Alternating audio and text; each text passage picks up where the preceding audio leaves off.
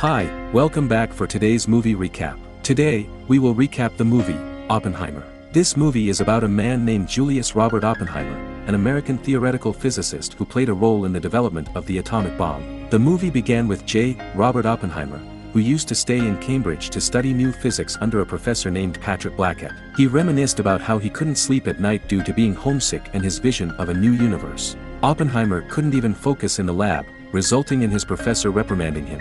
When Oppenheimer saw the apple his professor left on his table, he injected cyanide into it and left, intending on poisoning his professor with it. But then he realized what he'd done and immediately went back to his professor's lab to get the poisoned apple, but then he saw Niels Bohr holding the apple.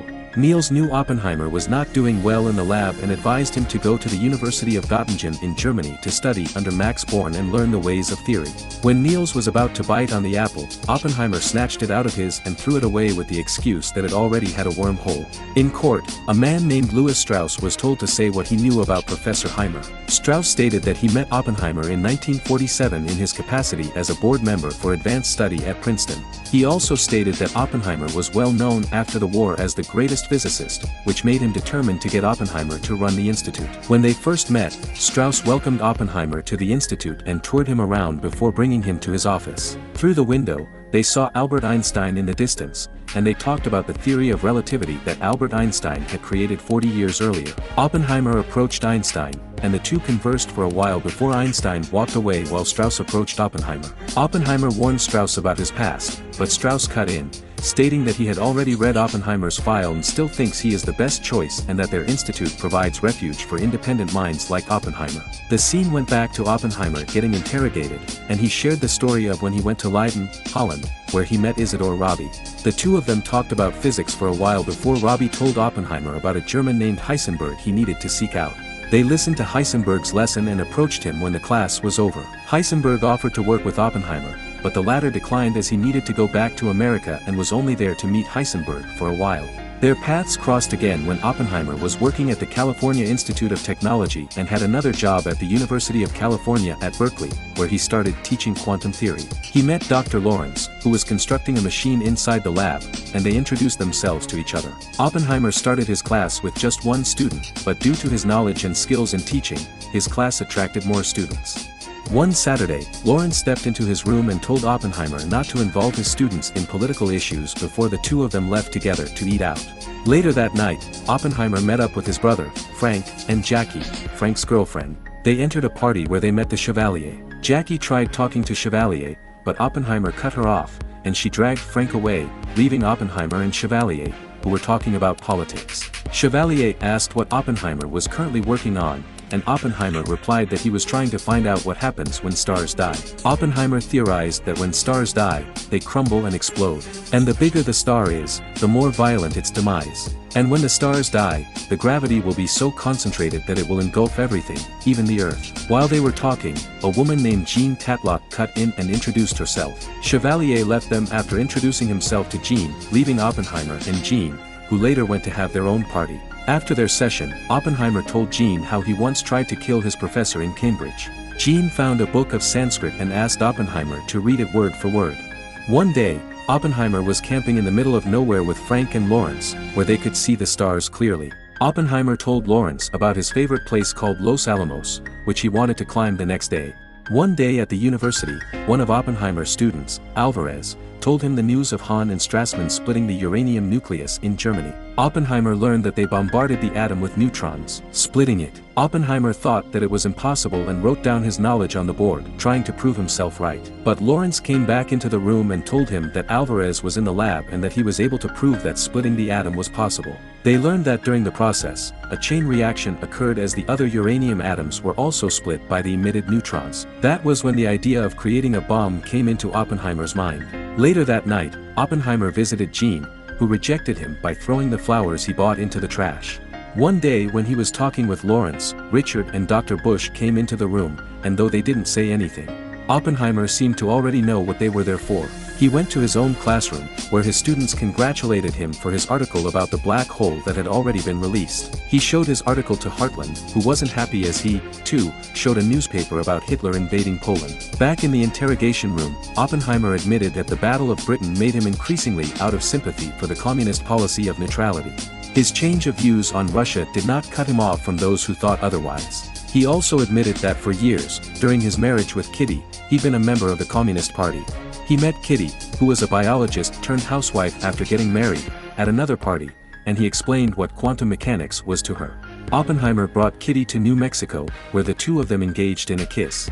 After secretly dating for a while, Oppenheimer knocked Kitty up. Oppenheimer, who was in an on-and-off relationship with Jean, broke up with the latter, and Kitty divorced her husband so she and Oppenheimer could get married before the baby was born. One day, Lawrence confronted Oppenheimer at the university. Lawrence said that Oppenheimer's actions were the reason why Lawrence wasn't allowed to tell him about a project that Oppenheimer already knew about. Oppenheimer explained that everyone had already heard about Einstein and Szilard warning Roosevelt about the German project and that he knew what it meant for the Nazis to have a bomb. Lawrence told Oppenheimer to stop being naive because someone had been spying on him. Hearing that, Oppenheimer promised to talk with Lomenitz and the others. Back in the courtroom, Strauss stated that Oppenheimer was the most respected physicist in the world, which is why he entrusted the institute to him and why Oppenheimer advised the Atomic Energy Commission. Oppenheimer was visited by Lieutenant General Leslie Groves, who oversaw the construction of the Pentagon and directed the Manhattan Project. Groves asked Oppenheimer to be involved in the Manhattan Project, the development of the atomic bomb. The project was held in Los Alamos, and Oppenheimer assembled a group of scientists that would help him create the atomic bomb that they would use to save the world. So the group of scientists started discussing how to create the atomic bomb. They met up with Strauss later on, and they caught him up on the project. Strauss was worried that there was a spy at Los Alamos. One of the scientists then backed out of the project after getting reprimanded by General Groves for breaking the rules. Oppenheimer knew that the general only hired him for the project so he could control him, so he requested for his security to be cleared so he could finish the project without further problems. During a meeting, Kenneth Nichols mentioned that their security had been undermined and someone had attempted to breach it. He was suspicious of Jean Tatlock, whom Oppenheimer had been secretly meeting. Strauss, who had a personal agenda against Oppenheimer, used this against Oppenheimer so the latter would lose the hearing. Hearing of his infidelity, Kitty left right after the interrogation was over. One night, Oppenheimer was talking with Bohr, who told him that they had to make the politicians understand that the atomic bomb wasn't just a new weapon but a new world, and Oppenheimer was the man who'd give them the power to destroy themselves. A woman then cut in on their conversation, telling Oppenheimer about a call they received from San Francisco. He found out that Jean had committed suicide and blamed himself for her death. During a meeting, Oppenheimer was sitting quietly while the others were arguing. Hans Bethe called Teller out for not helping, and Teller stated that he was engaged in research, which the other refuted. Upset, Teller walked out, refusing to work with Bethe. Hans agreed for Teller to leave Alamos, and that's when Oppenheimer stood up, telling everyone that no one was leaving Alamos before following Teller to convince him to stay, but the latter just left without saying anything more to him. During another meeting, everyone was discussing creating a hydrogen bomb, which has the potential to be 1,000 times more powerful than an atomic bomb. The others asked for Oppenheimer's opinion, and he disagreed with creating an H-bomb because the Russians would have no choice but to build their own. Strauss disagreed with his opinion and stated that the Russians might have started creating their own hydrogen bomb with the help of the information they gathered through the spy. Oppenheimer insisted that there was no spy in Los Alamos before stating that they should extract concessions from the Russians by promising that they would not develop a hydrogen bomb. Seeing that Oppenheimer and Strauss were starting to fight, Bush decided to end the meeting. In the trial, Strauss was questioned by the senator if he accused Oppenheimer of sabotaging the development of the supercomputer. As said by a man named William Borden, the senator also questioned how Borden was able to come up with a detailed indictment as if he had unlimited access to Oppenheimer's file when he was no longer a civil servant. Strauss didn't answer the questions but just stated that it was a serious accusation being dropped on him. Meanwhile, Teller was being questioned if he believed Oppenheimer was disloyal to the United States, and Teller replied that he'd still believe Oppenheimer was loyal to the US unless proven otherwise.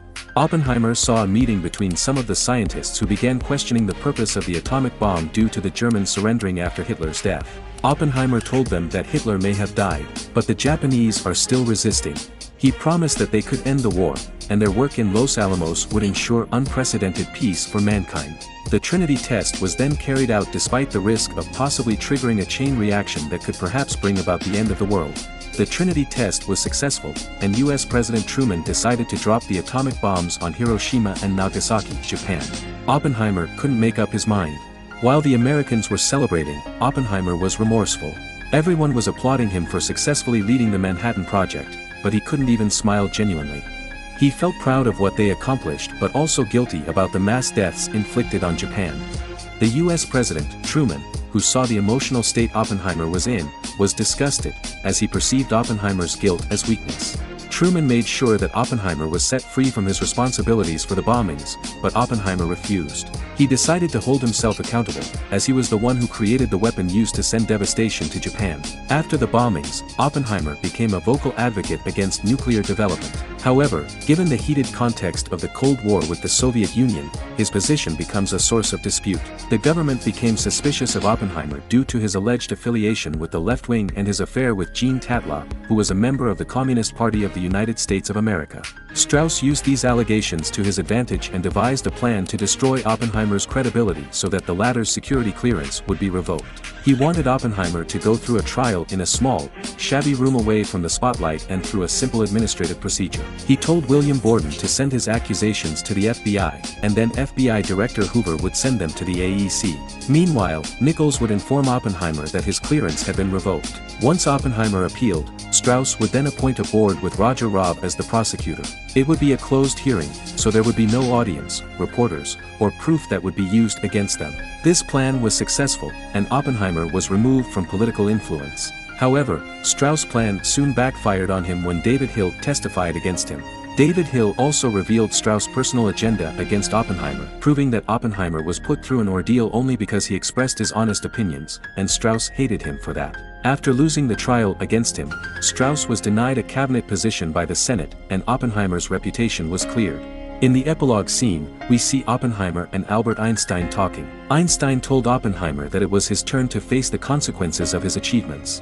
And that one day, once Oppenheimer had been punished enough, everyone would congratulate him, and all would be forgiven. But the forgiveness wouldn't be for Oppenheimer, but for everyone else. That was when Oppenheimer realized that they had already triggered the chain reaction they were fearing. In the last scenes, fire was seen across the surface of the planet, and a ring of fire consumed the Earth. We see a close-up view of Oppenheimer closing his eyes after he was hit by realizations.